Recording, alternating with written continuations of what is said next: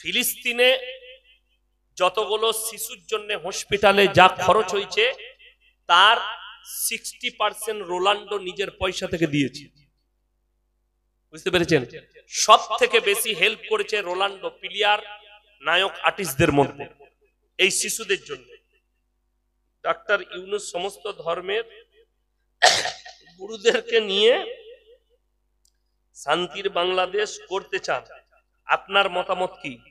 দেখুন, আমি বলছি, যেখানে যারা সংখ্যালঘু আছে, বাংলাদেশ হোক ভারতে হোক, ভারতের সংখ্যাগুরু যারা আছে হিন্দু ভাই, তাদের উচিত যে তাদেরকে সুরক্ষা দেওয়া।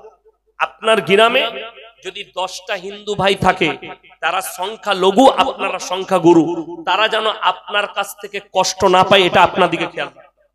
এটা ইসলামের পদ্ধতি।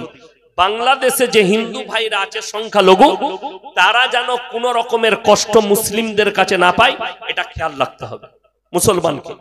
যদি বাংলাদেশের কয়েকটা মৌলবীর বয়ান শুনলাম, যদিও আমি তাদের নাম উচ্চারণ করব না, উস্কানিমূলক বক্তব্য দিয়েছে, ঘর ভেঙে দাও, মন্দির ভেঙে দাও, সব চুরমার করে দেবো। এই মৌলবীগুলোর ইলম কালাম নাই, জোসে বলছে, হোসে বলেনি। কেন? নবীজি সাল্লাল্লাহু আলাইহি সাল্লাম যেদিনে মক্কা বিজয় করেছেন, 5টা অর্ডার করলেন সাহাবীদিকে। কটা বললাম? 5টা কথা বললেন। নাম্বার 1, সমস্ত সাহাবী তলোয়ার নিয়ে দাঁড়িয়ে গেছেন, আজকে আমরা বদলা লুব, বদলা নেবার দিন। সাহাবীরা দাঁড়িয়ে বললেন, নবীজি বললেন, শোনো, তোমরা বৃদ্ধকে মারতে পাবে না, এটা নাম্বার 1। নাম্বার 2, বৃদ্ধাকে মারতে পাবে না। নাম্বার 3, শিশুকে মারতে পাবে না। নাম্বার 4, আত্মসমর্পণ করলে মারতে পাবে না। নাম্বার 5, কাবা ঘরে প্রবেশ করলে তোমরা মারতে পাবে না। জোরে বলুন সুবহানাল্লাহ। এটা ছিল নবীজির আদর্শ। নবীজি এলান আরেকটা করলেন। তখন মক্কার বেঈমান কাফেররা দলে দলে নবীজির কাছে ঈমান এনেছে। কখন? নবীজি যখন এই এলানটা করলেন, আমি মুহাম্মদ আল্লাহর নবী, আমি এলান করছি গোটা মক্কার বেঈমান কাফের দিকে, আমি আল্লাহর নবী, দয়া করতে জানি, ময়া করতে জানি, ক্ষমা করতে জানি, আমি বদলা নিতে জানি। এই এলান করার পরে দলে দলে কোন লোক ঈমান এনেছে? আপনি অবাক হবেন।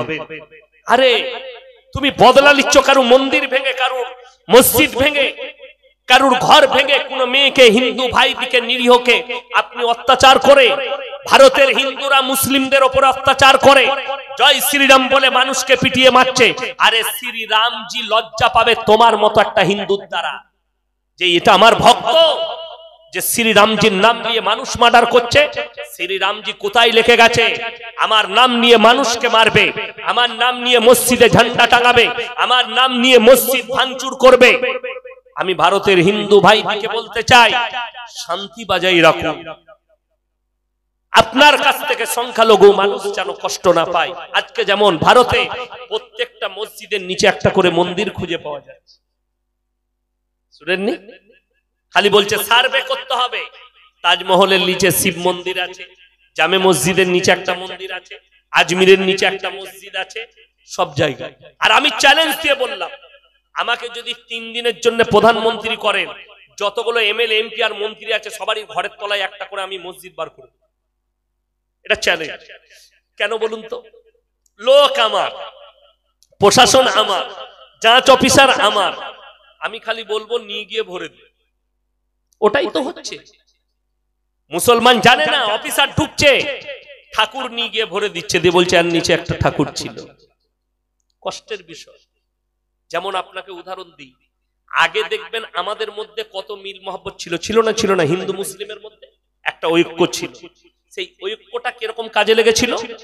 যে আপনি, আপনার বাড়ির পাশে একজন বসবাস করে, একজন অমুসলিম, তার একটা ইটের ভাটা আছে, ইটের ভাটায় সে তার কোম্পানিতে ঠাকুরের ছাপ দিয়ে রেখেছে।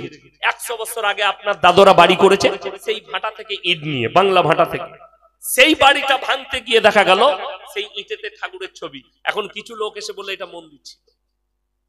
কথাটা বুঝতে পারেননি? এইভাবেই হচ্ছে, এইভাবেই দ্বন্দ্ব তৈরি হচ্ছে, আর কিছু অশুভ লোক তৈরি করছে। ওই জন্য আমি বাংলাদেশের মানুষকে অনুরোধ করব, যারা সংখ্যালঘু আছে তাদের উপরে অত্যাচার করবেন, মন্দির ভাঙাভাঙি করবেন না, কারো দেবদেবীকে গালি দিও না। আর ভারতের যারা আমার হিন্দু ভাই আছেন, তাদেরকে অনুরোধ করব, তোমার কাছে যারা সংখ্যালঘু তাদের উপরে অত্যাচার করো না। কেন? আল্লাহ জালিম দিকে ভালোবাসেন না, জালিম দিকে তাড়াতাড়ি ধ্বংস